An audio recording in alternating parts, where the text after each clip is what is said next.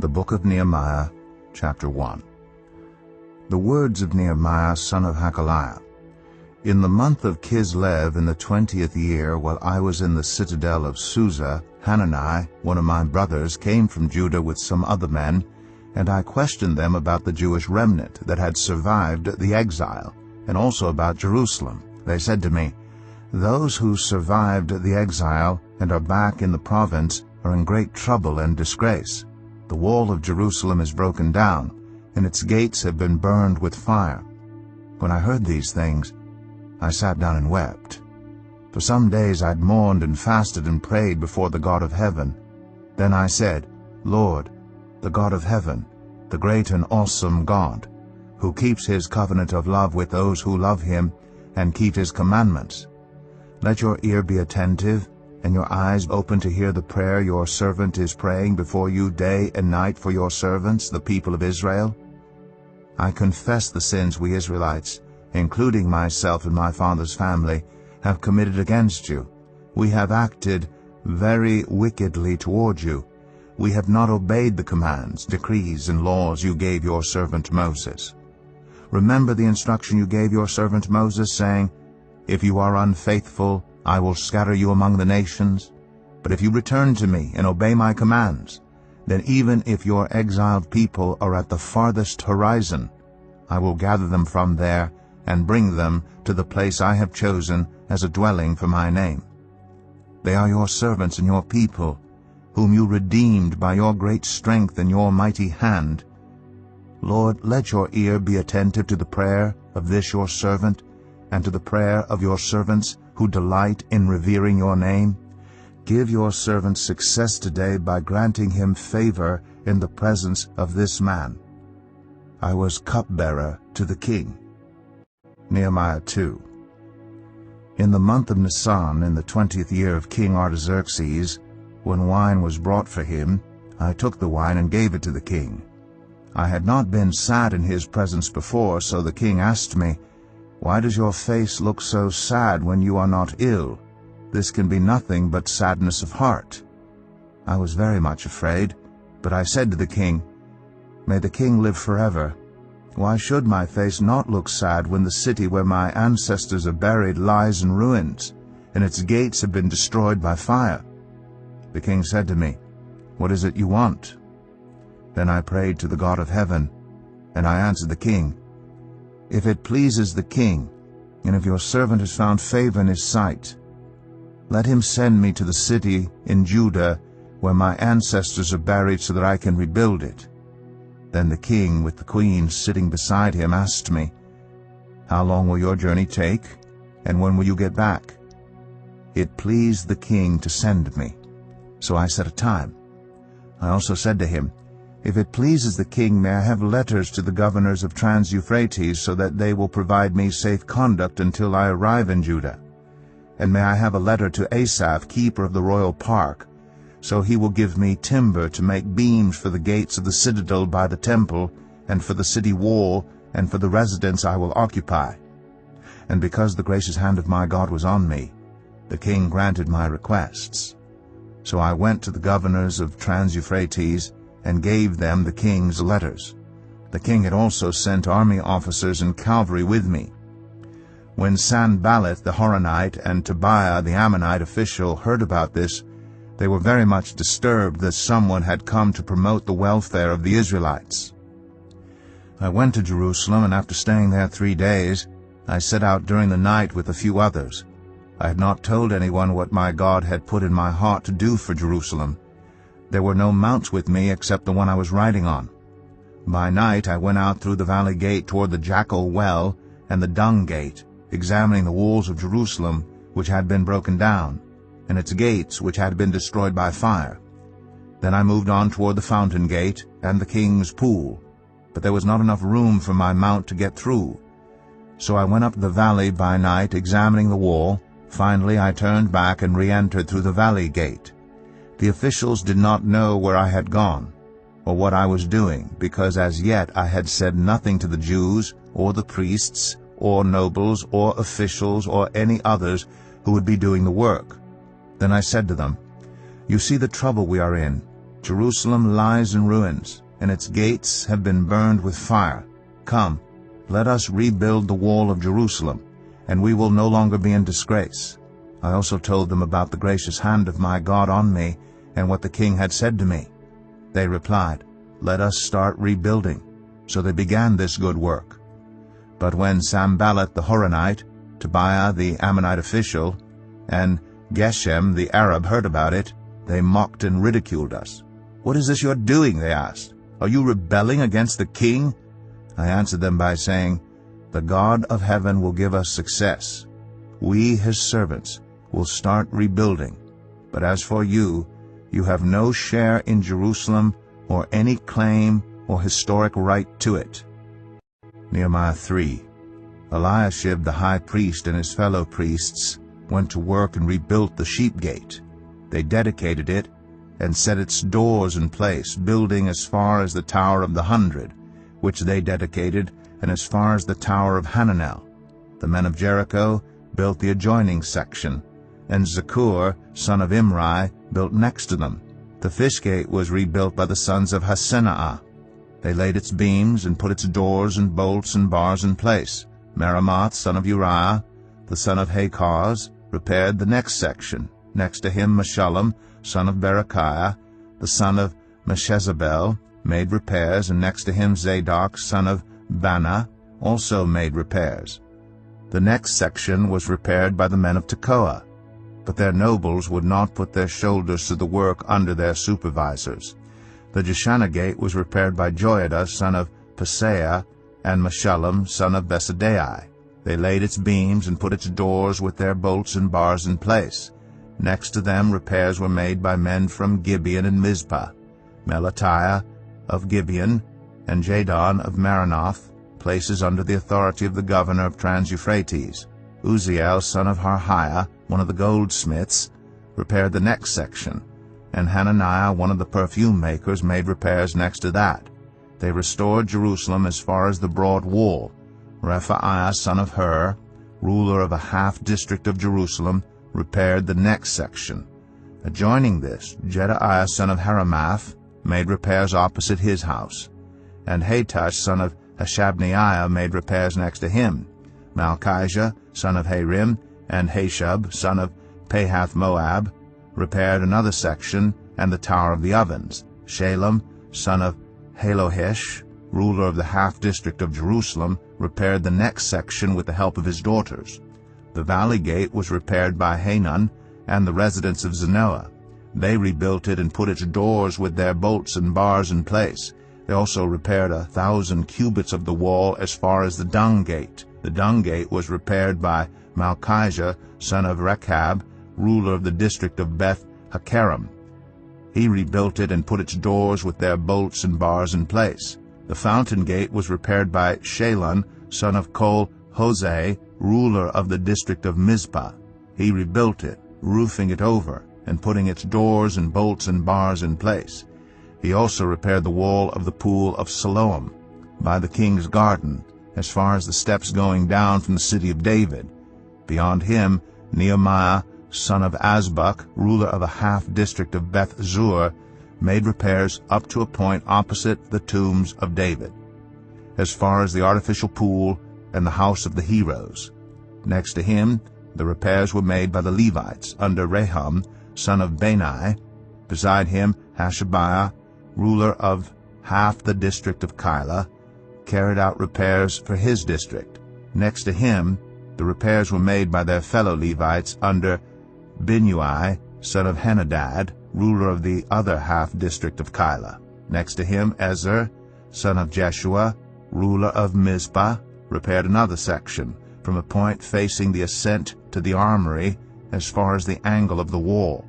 Next to him, Baruch, son of Zabbai, zealously repaired another section, from the angle to the entrance of the house of Eliashib the high priest. Next to him, Meremoth, son of Uriah, the son of Hakaz, repaired another section, from the entrance of Eliashib's house to the end of it.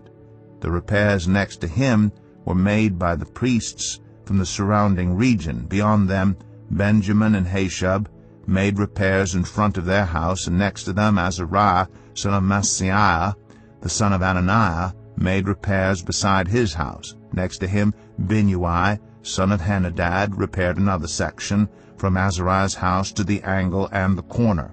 And Palal, son of Uzai, worked opposite the angle and the tower projecting from the upper palace near the court of the guard.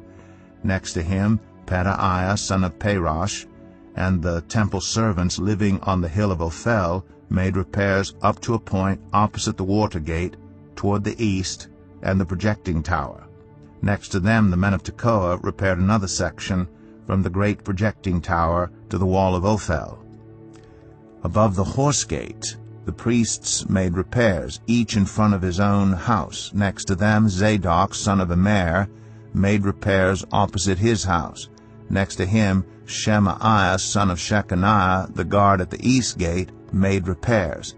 Next to him, Hananiah, son of Shelemiah, and Hanan, the sixth son of Zalaph, repaired another section.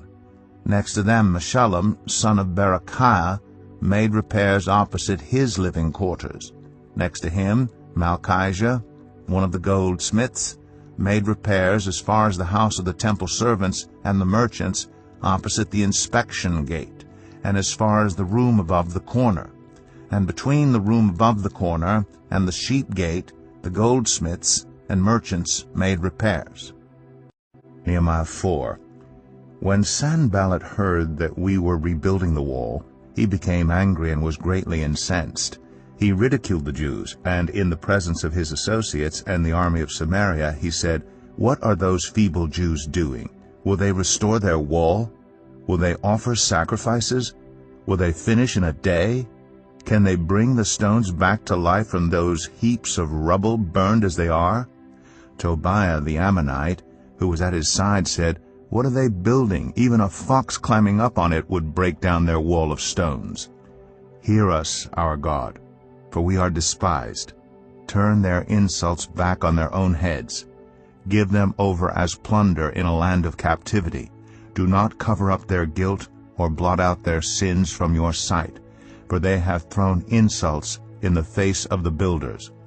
So we rebuilt the wall till all of it reached half its height, for the people worked with all their heart. But when Sanballat, Tobiah, the Arabs, the Ammonites, and the people of Ashdod heard that the repairs to Jerusalem's walls had gone ahead and that the gaps were being closed, they were very angry. They all plotted together to come and fight against Jerusalem and stir up trouble against it. But we prayed to our God and posted a guard day and night to meet this threat.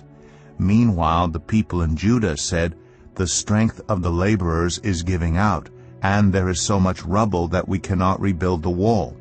Also our enemies said, "Before they know it or see us, we will be right there among them and will kill them and put an end to the work." Then the Jews who lived near them came and told us 10 times over, "Wherever you turn, they will attack us." Therefore I stationed some of the people behind the lowest points of the wall at the exposed places, posting them by families with their swords, spears, and bows. After I looked things over, I stood up and said to the nobles, the officials, and the rest of the people, "Don't be afraid of them. Remember the Lord, who is great and awesome, and fight for your families, your sons and your daughters, your wives and your homes."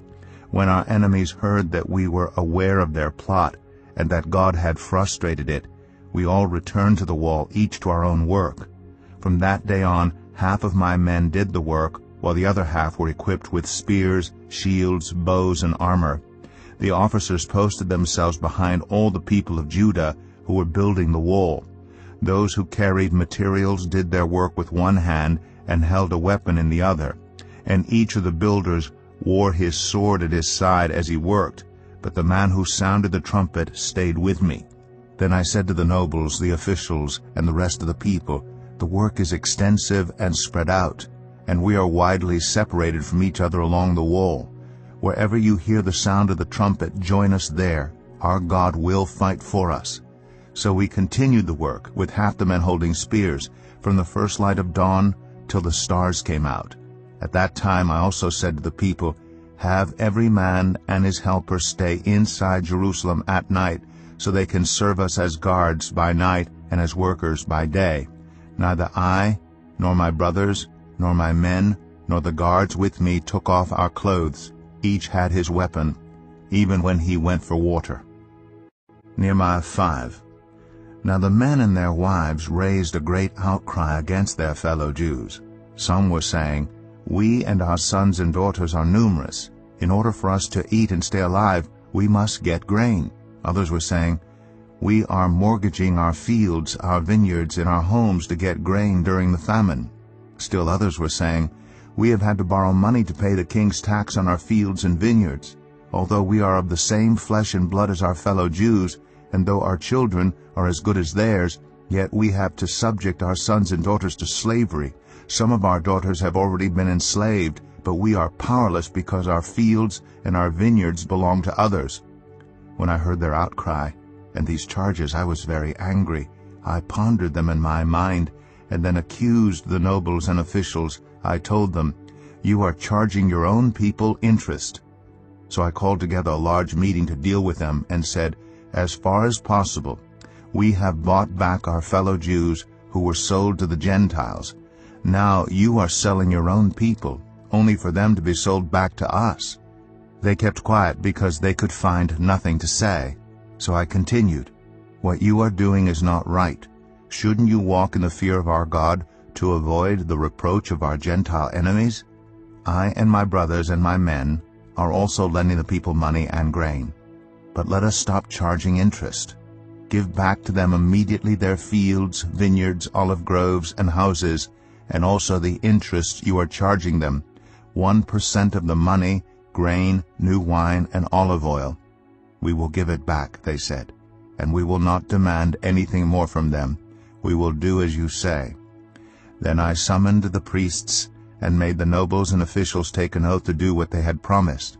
I also shook out the folds of my robe and said, "In this way may God shake out of their house and possessions anyone who does not keep this promise. So may such a person be shaken out and emptied." At this the whole assembly said, "Amen," and praised the Lord, and the people did as they had promised. Moreover, from the 20th year of King Artaxerxes, when I was appointed to be their governor in the land of Judah, until his 32nd year, 12 years, neither I nor my brothers ate the food allotted to the governor. But the earlier governors, those preceding me, placed a heavy burden on the people and took 40 shekels of silver from them in addition to food and wine. Their assistants also lorded it over the people, but out of reverence for God, I did not act like that. Instead, I devoted myself to the work on this wall. All my men were assembled there for the work. We did not acquire any land. Furthermore, 150 Jews and officials ate at my table, as well as those who came to us from the surrounding nations. Each day 1 ox, 6 choice sheep, and some poultry were prepared for me, and every 10 days an abundant supply of wine of all kinds. In spite of all this, I never demanded the food allotted to the governor, because the demands were heavy on these people. Remember me with favor, my God, for all I have done for these people. Nehemiah 6. When word came to Sanballat, Tobiah, Geshem, the Arab, and the rest of our enemies, that I had rebuilt the wall, and not a gap was left in it, though up to that time I had not set the doors and the gates, Sanballat and Geshem sent me this message: "Come, let us meet together in one of the villages on the plain of Ono." But they were scheming to harm me, so I sent messengers to them with this reply: "I am carrying on a great project and cannot go down. Why should the work stop while I leave it and go down to you?" 4 times they sent me the same message, and each time I gave them the same answer. Then the 5th time Sanballat sent his aide to me with the same message, and in his hand was an unsealed letter in which was written, "It is reported among the nations, and Geshem says it is true, that you and the Jews are plotting to revolt, and therefore you are building the wall. Moreover, according to these reports, you are about to become their king, and have even appointed prophets to make this proclamation about you in Jerusalem: There is a king in Judah. Now this report will get back to the king, so come, let us meet together." I sent him this reply: "Nothing like what you are saying is happening. You are just making it up out of your head." They were all trying to frighten us, thinking, "Their hands will get too weak for the work, and it will not be completed." But I prayed, "Now strengthen my hands." One day I went to the house of Shemaiah, son of Delaiah, the son of Mehetabel, who was shut in at his home. He said, "Let us meet in the house of God, inside the temple, and let us close the temple doors, because men are coming to kill you. By night they are coming to kill you." But I said, "Should a man like me run away? Or should someone like me go into the temple to save his life? I will not go." I realized that God had not sent him, but that he had prophesied against me because Tobiah and Sanballat had hired him. He had been hired to intimidate me so that I would commit a sin by doing this, and then they would give me a bad name to discredit me. Remember Tobiah and Sanballat, my God, because of what they have done. Remember also the prophet Noadiah, and how she and the rest of the prophets had been trying to intimidate me. So the wall was completed on the 25th of Elul in 52 days. When all our enemies heard about this, all the surrounding nations were afraid and lost their self-confidence, because they realized that this work had been done with the help of our God. Also in those days, the nobles of Judah were sending many letters to Tobiah, and replies from Tobiah kept coming to them. For many in Judah were under oath to him, since he was son-in-law to Shechaniah, son of Arah, and his son Jehohanan had married the daughter of Meshullam, son of Berechiah. Moreover, they kept reporting to me his good deeds, and then telling him what I said, and Tobiah sent letters to intimidate me. Nehemiah 7. After the wall had been rebuilt, and I had set the doors in place, the gatekeepers, the musicians, and the Levites were appointed. I put in charge of Jerusalem my brother Hanani, along with Hananiah, the commander of the citadel, because he was a man of integrity and feared God more than most people do. I said to them, "The gates of Jerusalem are not to be opened until the sun is hot. While the gatekeepers are still on duty, have them shut the doors and bar them.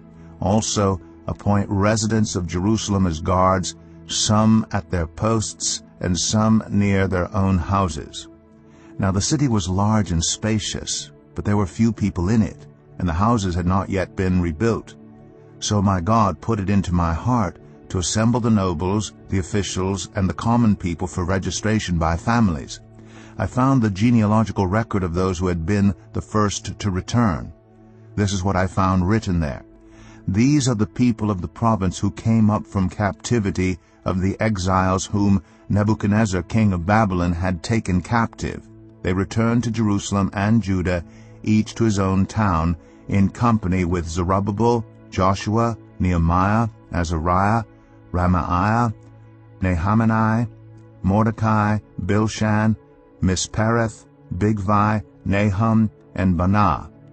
The list of the men of Israel: the descendants of Parosh, 2,172, of Shephatiah, 372, of Arah, 652, of Pahath Moab, through the line of Jeshua and Joab, 2,818, of Elam, 1,254, of Zatu, 845, of Zakai, 760, of Binui, 648, of Bebai, 628, of Asgad, 2,322, of Adonikam, 667, of Bigvai, 2,067, of Adin, 655, of Ater through Hezekiah, 98, of Hashem, 328, of Bezai, 324, of Hariph, 112, of Gibeon, 95, the men of Bethlehem and Netophah, 188, of Anathoth, 128, of Beth Asmaveth, 42, of Kiriath Jearim, Kephirah, and Beeroth, 743, of Ramah and Gibeah, 621, of Michmash, 122, of Bethel and Ai, 123, of the other Nebo, 52, of the other Elam, 1,254, of Harim, 320, of Jericho 345, of Lod, Hadid, and Ono 721, of Sanaa 3,930. The priests, the descendants of Jedaiah through the family of Jeshua 973, of Immer 1,052, of Pashur 1,247, of Harim 1,017. The Levites, the descendants of Jeshua through Kadmiel, through the line of Hodaviah 74. The musicians, the descendants of Asaph 148. The gatekeepers, the descendants of Shalom, Ater, Talmon, Akub, Haditha, and Shobai 138. The temple servants, the descendants of Ziha, Hasapha, Tabaoth, Keros, Siah, Padon, Lebanah, Hagabah, Shalmai, Hanan, Gedel, Gehar, Reiah, Rezin, Nekada, Gazam, Uzzah, Paseah, Besai, Meunim, Nephusim, Bakbuk, Hakapha, Harhur, Bazluth, Mehida, Harsha, Barkos, Sisera, Tema, Neziah, and Hatipha. The descendants of the servants of Solomon, the descendants of Sotai, Sophereth, Perida, Jala, Darkon, Gedel, Shephatiah, Hatil, Pokereth-Hazabaim, and Ammon. The temple servants and the descendants of the servants of Solomon, 392. The following came up from the towns of Tel Melah, Tel Harsha, Kerub, Adon, and Immer, but they could not show that their families were descended from Israel. The descendants of Delaiah, Tobiah, and Nekada, 642. And from among the priests, the descendants of Hobaiah, Hakaz, and Barzillai, a man who had married a daughter of Barzillai the Gileadite, and was called by that name. These searched for their family records, but they could not find them, so they were excluded from the priesthood as unclean. The governor, therefore, ordered them not to eat any of the most sacred food until there should be a priest ministering with the Urim and Thummim. The whole company numbered 42,360, besides their 7,337 male and female slaves, and they also had 245 male and female singers. There were 736 horses, 245 mules, 435 camels, and 6,720 donkeys. Some of the heads of the families contributed to the work. The governor gave to the treasury 1,000 darrachs of gold, 50 bowls, and 530 garments for priests. Some of the heads of the families gave to the treasury for the work 20,000 darrachs of gold and 2,200 minas of silver. The total given by the rest of the people was 20,000 darrachs of gold, 2,000 minas of silver, and 67 garments for priests. The priests, the Levites, the gatekeepers, the musicians, and the temple servants, along with certain of the people and the rest of the Israelites, settled in their own towns. When the 7th month came, and the Israelites had settled in their towns, Nehemiah 8. All the people came together as one in the square before the water gate. They told Ezra the teacher of the law to bring out the book of the law of Moses, which the Lord had commanded for Israel. So on the 1st day of the 7th month, Ezra the priest brought the law before the assembly, which was made up of men and women, and all who were able to understand. He read it aloud from daybreak till noon, as he faced the square before the water gate in the presence of the men, women, and others who could understand. And all the people listened attentively to the book of the law. Ezra, the teacher of the law, stood on a high wooden platform built for the occasion. Beside him on his right stood Mattithiah, Shema, Ananiah, Uriah, Hilkiah, and Maaseiah. And on his left were Pedaiah, Mishael, Malchijah, Hashum, Hashbaddanah, Zechariah, and Meshullam. Ezra opened the book. All the people could see him because he was standing above them. And as he opened it, the people all stood up. Ezra praised the Lord, the great God, and all the people lifted their hands and responded, Amen, Amen." Then they bowed down and worshipped the Lord with their faces to the ground.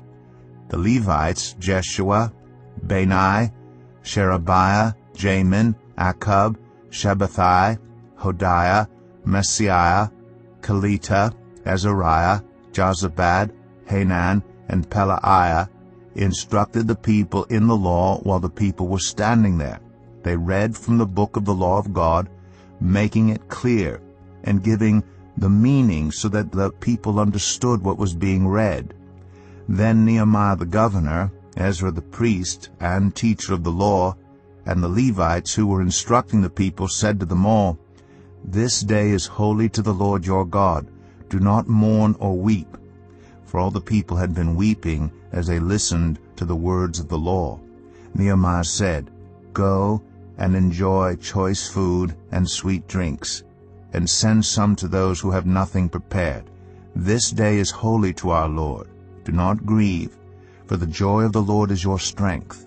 The Levites calmed all the people, saying, "Be still, for this is a holy day. Do not grieve."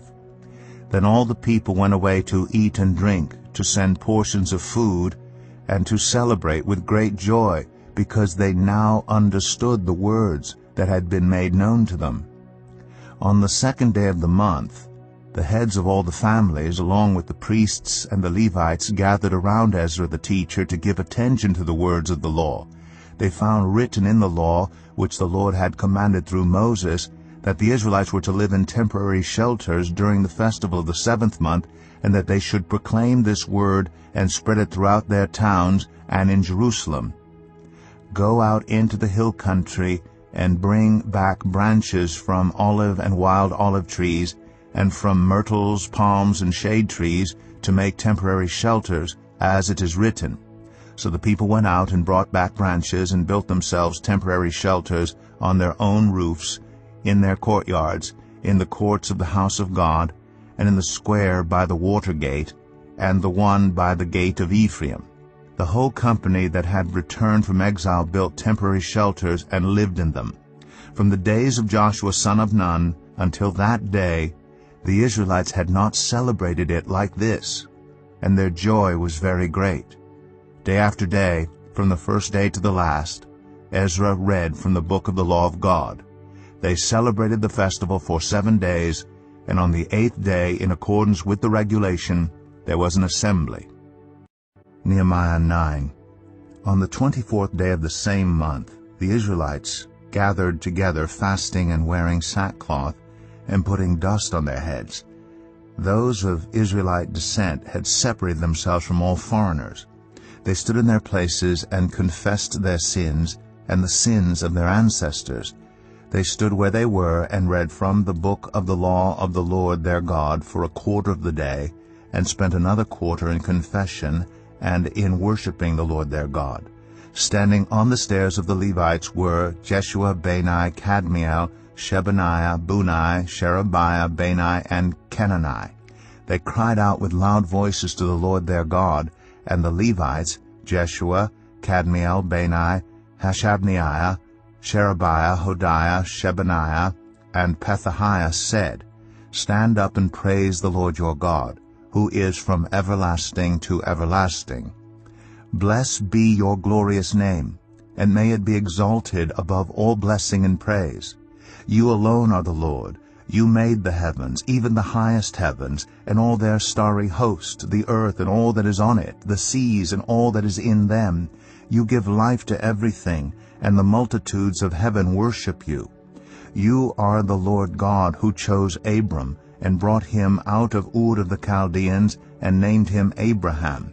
You found his heart faithful to you, and you made a covenant with him to give to his descendants the land of the Canaanites, Hittites, Amorites, Perizzites, Jebusites, and Girgashites.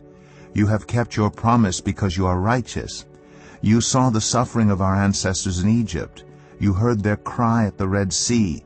You sent signs and wonders against Pharaoh, against all his officials, and all the people of his land, for you knew how arrogantly the Egyptians treated them. You made a name for yourself which remains to this day. You divided the sea before them so that they passed through it on dry ground. But you hurled their pursuers into the depths like a stone into mighty waters. By day you led them with a pillar of cloud, and by night with a pillar of fire to give them light on the way they were to take. You came down on Mount Sinai. You spoke to them from heaven. You gave them regulations and laws that are just and right, and decrees and commands that are good.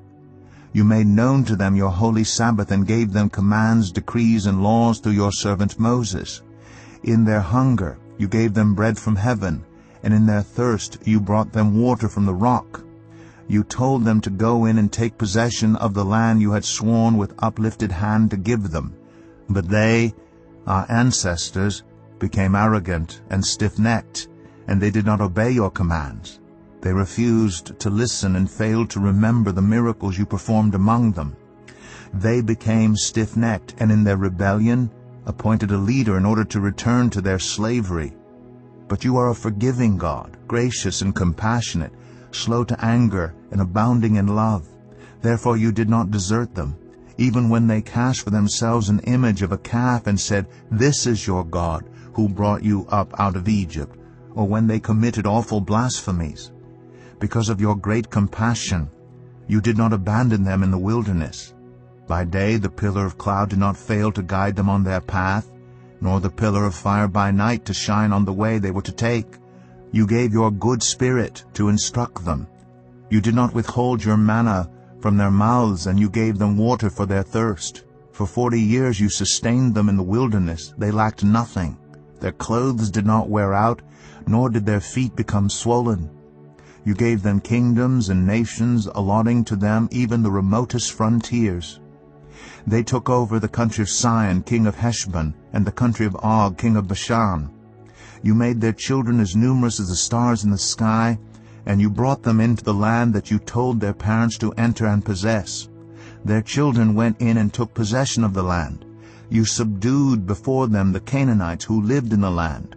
You gave the Canaanites into their hands, along with their kings and the peoples of the land, to deal with them as they pleased. They captured fortified cities and fertile land. They took possession of houses filled with all kinds of good things, wells already dug, vineyards, olive groves, and fruit trees in abundance. They ate to the full and were well nourished. They reveled in your great goodness. But they were disobedient and rebelled against you. They turned their backs on your law. They killed your prophets, who had warned them in order to turn them back to you. They committed awful blasphemies. So you delivered them into the hands of their enemies who oppressed them. But when they were oppressed, they cried out to you. From heaven you heard them, and in your great compassion you gave them deliverers, who rescued them from the hand of their enemies. But as soon as they were at rest, they again did what was evil in your sight. Then you abandoned them to the hand of their enemies, so that they ruled over them. And when they cried out to you again, you heard from heaven, and in your compassion you delivered them time after time. You warned them in order to turn them back to your law.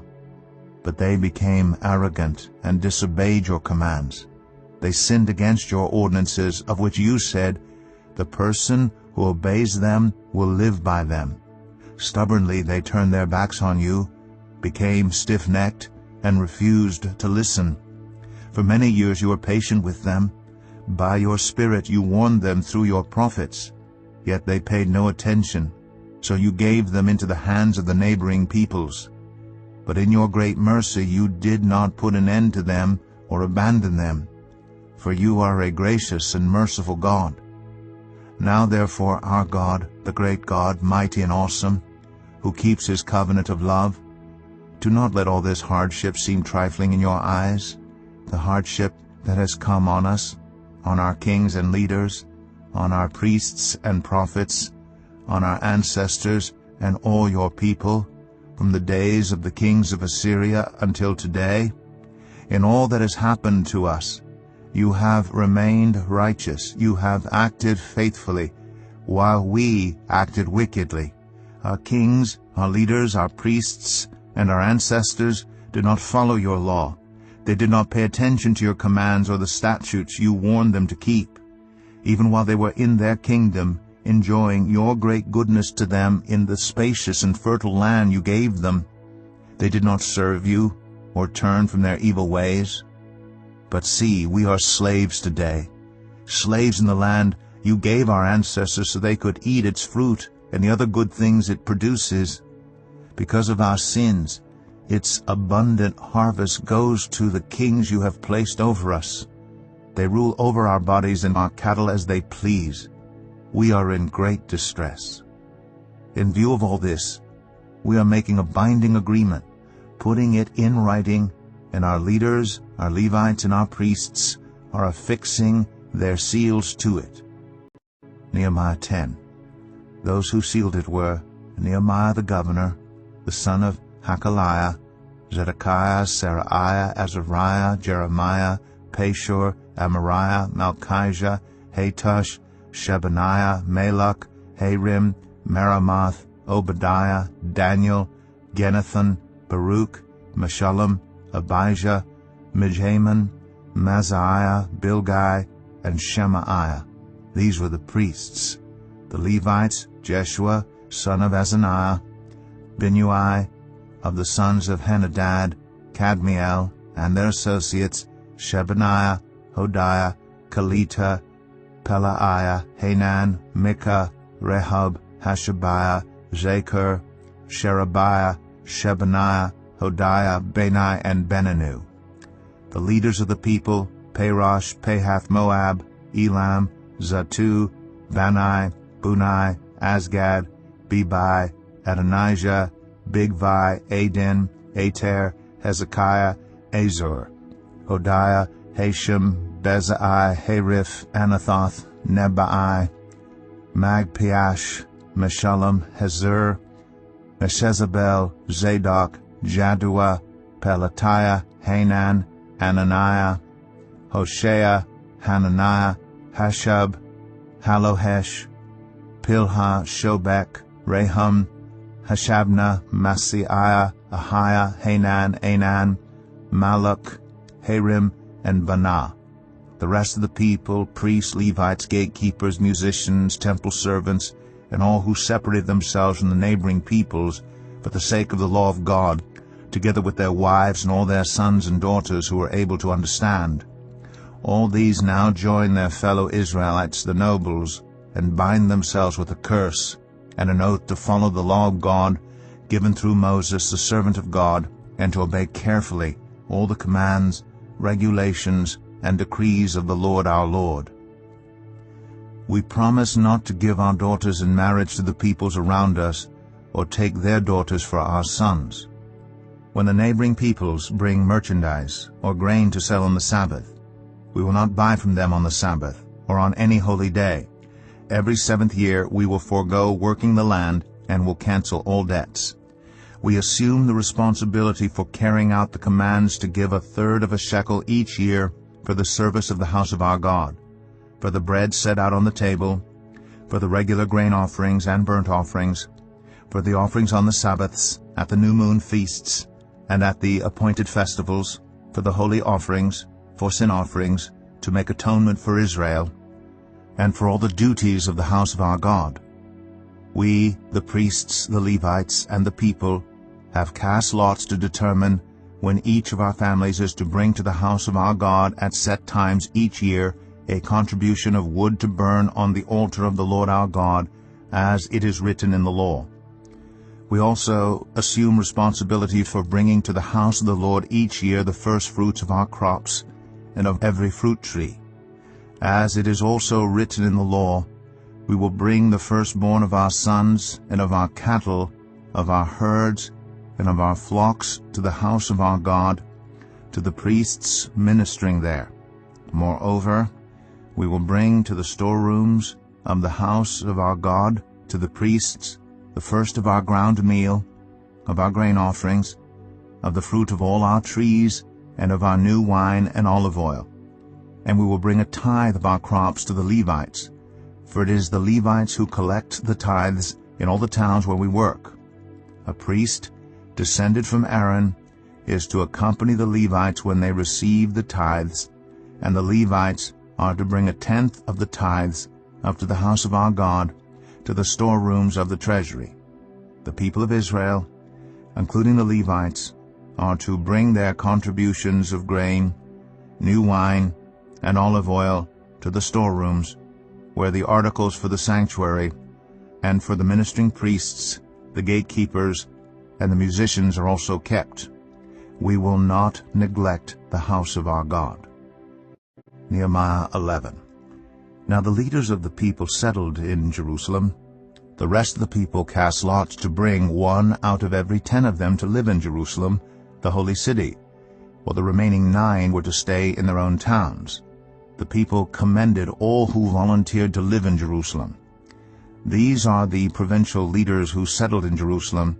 Now some Israelites, priests, Levites, temple servants, and descendants of Solomon's servants lived in the towns of Judah, each on their own property, in the various towns, while other people from both Judah and Benjamin lived in Jerusalem.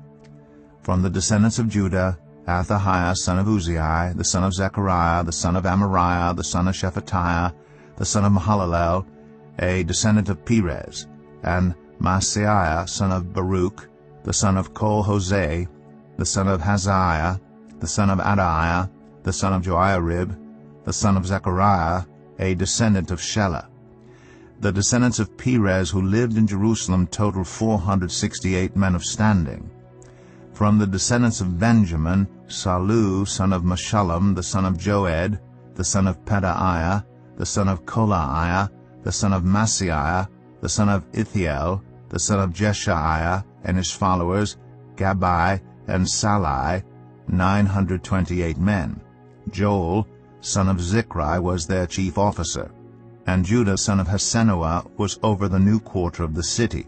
From the priests, Jedaiah, the son of Joiarib, Jachin, Seraiah, son of Hilkiah, the son of Meshullam, the son of Zadok, the son of Meraioth, the son of Ahitub, the official in charge of the house of God, and their associates who carried on work for the temple, 822 men.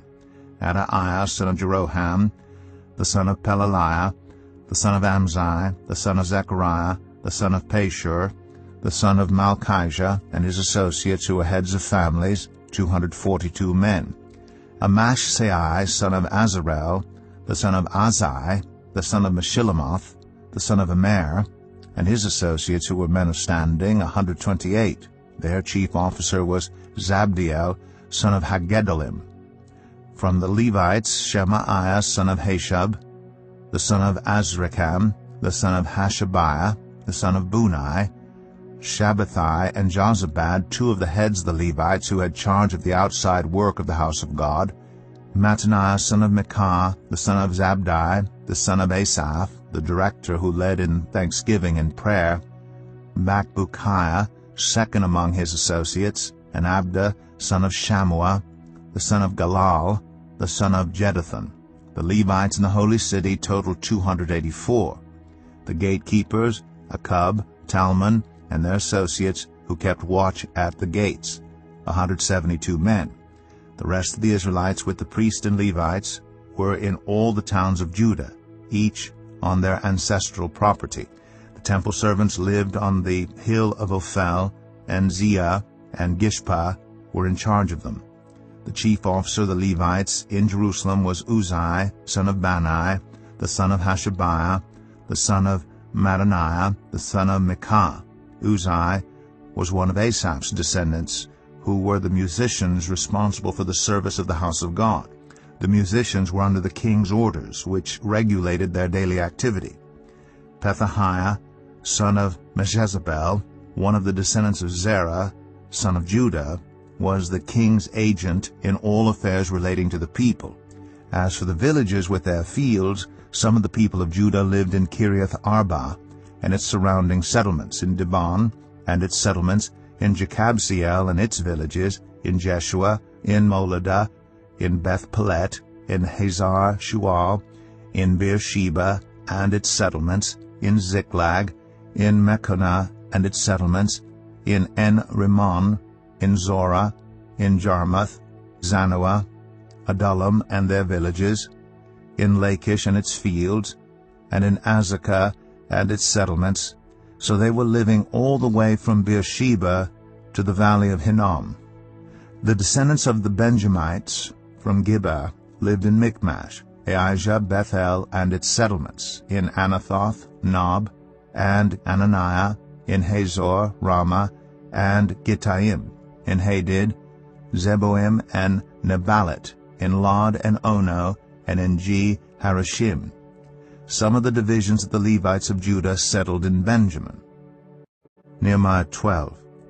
These were the priests and Levites who returned with Zerubbabel son of Shealtiel, and with Joshua, Seraiah, Jeremiah, Ezra, Amariah, Malach, Hatush, Shechaniah, Rehum, Meremoth, Edo, Genethon, Abijah, Mijamin, Modiah, Bilgah, Shemaiah, Joiarib, Jedaiah, Salu, Amok, Hilkiah, and Jedaiah. These were the leaders of the priests and their associates in the days of Joshua. The Levites were Jeshua, Binnui, Kadmiel, Sherebiah, Judah, and also Mattaniah, who together with his associates was in charge of the songs of thanksgiving. Bakbukiah and Unai, their associates, stood opposite them in the services. Joshua was the father of Joachim, Joachim the father of Eliashib, Eliashib the father of Joiada, Joiada the father of Jonathan, and Jonathan the father of Jaddua. In the days of Joachim, these were the heads of the priestly families. Of Seraiah's family, Meraiah; of Jeremiah's, Hananiah; of Ezra's, Meshullam; of Amariah's, Jehohanan; of Malach's, Jonathan; of Shechaniah's, Joseph; of Harim's, Adnah; of Meremoth's, Helkai; of Edo's, Zechariah; of Genethon's, Meshullam; of Abijah's, Zichri; of Miniamim's, and of Moadiah's, Piltai; of Bilgah's, Shammua; of Shemaiah's, Jehonathan; of Joiarib's, Mattani; of Jedaiah's, Uzai; of Salu's, Kalai; of Amok's, Eber; of Hilkiah's, Hashabiah; of Jedaiah's, Nethanel. The family heads of the Levites in the days of Eliashib, Joiada, Johanan, and Jaddua, as well as those of the priests, were recorded in the reign of Darius the Persian. The family heads among the descendants of Levi up to the time of Johanan son of Eliashib were recorded in the book of the Annals. And the leaders of the Levites were Hashabiah, Sherebiah, Jeshua son of Kadmiel, and their associates, who stood opposite them to give praise and thanksgiving, one section responding to the other, as prescribed by David the man of God. Mattaniah, Bakbukiah, Obadiah, Meshullam, Talmon, and Akub were gatekeepers who guarded the storerooms at the gates. They served in the days of Jehoiakim son of Joshua, the son of Jozadak, and in the days of Nehemiah the governor, and of Ezra the priest, the teacher of the law. At the dedication of the wall of Jerusalem, the Levites were sought out from where they lived, and were brought to Jerusalem to celebrate joyfully the dedication with songs of thanksgiving and with the music of cymbals, harps, and lyres. The musicians also were brought together from the region around Jerusalem, from the villages of the Netophathites, from Beth Gilgal, and from the area of Geba and Asmaveth, for the musicians had built villages for themselves around Jerusalem. When the priests and Levites had purified themselves ceremonially, they purified the people, the gates, and the wall. I had the leaders of Judah go up on top of the wall. I also assigned 2 large choirs to give thanks. One was to proceed on top of the wall to the right toward the dung gate. Hoshaiah and half the leaders of Judah followed them, along with Azariah, Ezra, Meshullam, Judah, Benjamin, Shemaiah, Jeremiah, as well as some of the priests with trumpets, and also Zechariah son of Jonathan, the son of Shemaiah, the son of Mattaniah, the son of Micaiah, the son of Zakur, the son of Asaph, and his associates, Shemaiah, Azrael, Milalai, Gilalai, Mai, Nethanel, Judah, and Hanani, with musical instruments prescribed by David the man of God. Ezra, the teacher of the law, led the procession.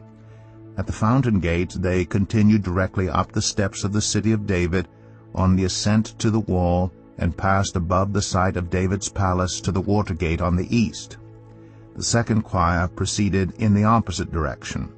I followed them on top of the wall together with half the people, past the Tower of the Ovens, to the broad wall, over the gate of Ephraim, the Jeshanah gate, the Fish gate, the Tower of Hananel, and the Tower of the 100, as far as the Sheep gate.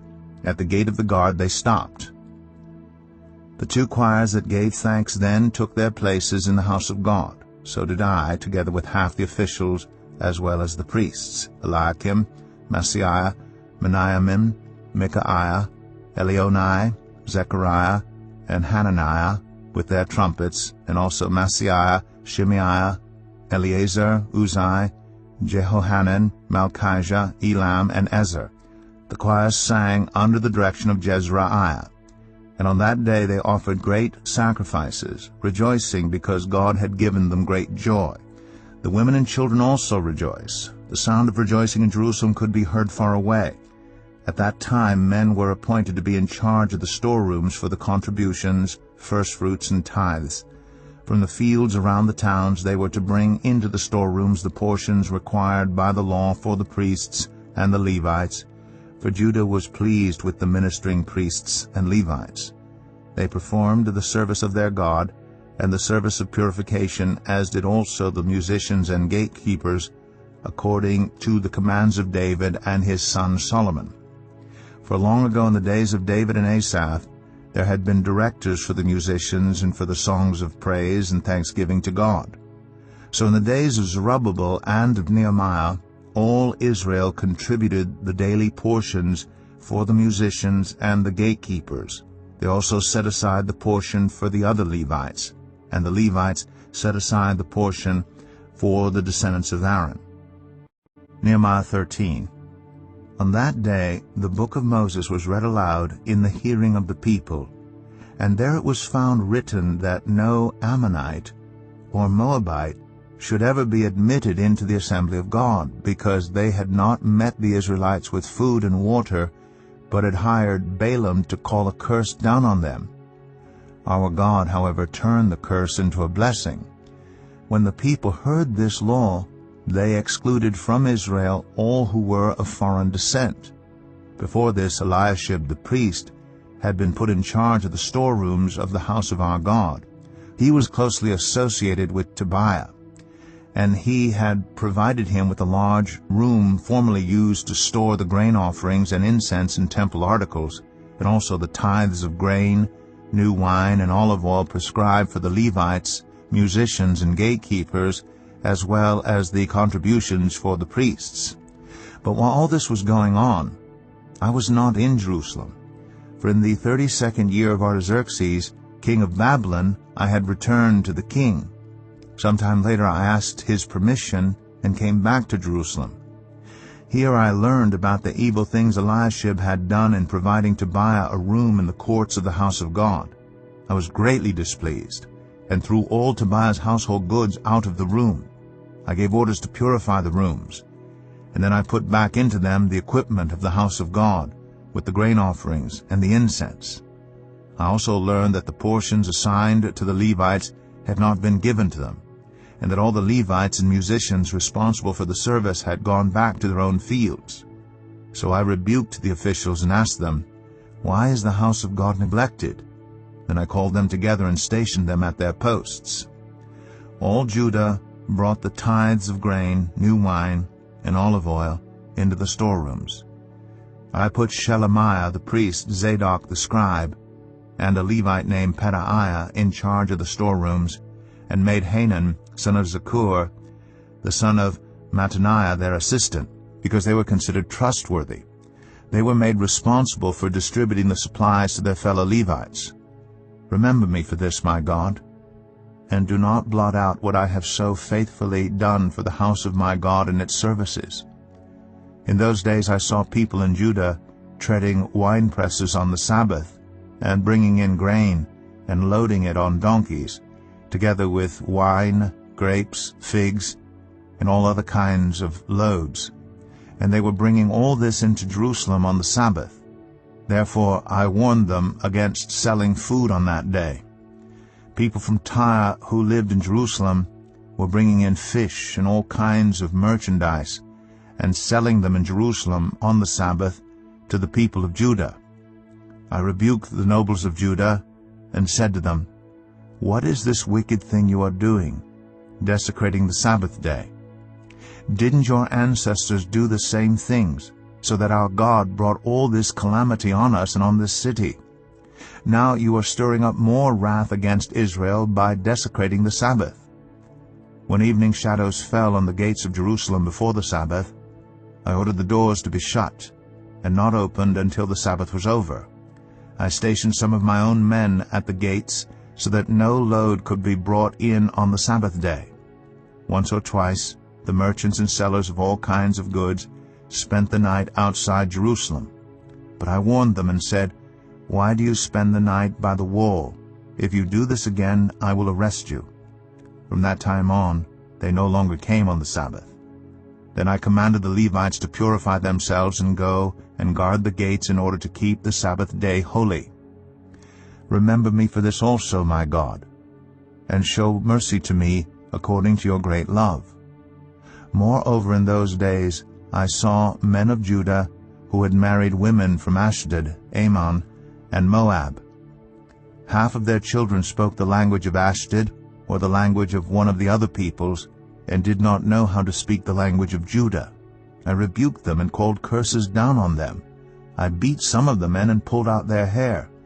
I made them take an oath in God's name and said, "You are not to give your daughters in marriage to their sons, nor are you to take their daughters in marriage for your sons or for yourselves." Was it not because of marriages like these that Solomon king of Israel sinned? Among the many nations there was no king like him. He was loved by his God, and God made him king over all Israel. But even he was led into sin by foreign women. Must we hear now that you too are doing all this terrible wickedness and are being unfaithful to our God by marrying foreign women?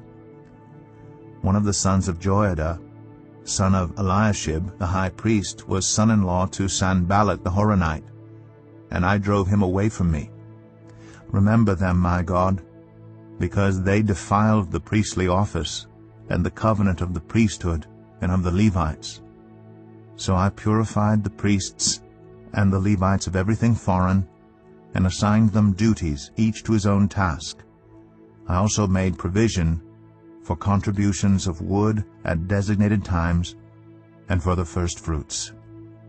Remember me with favor, my God.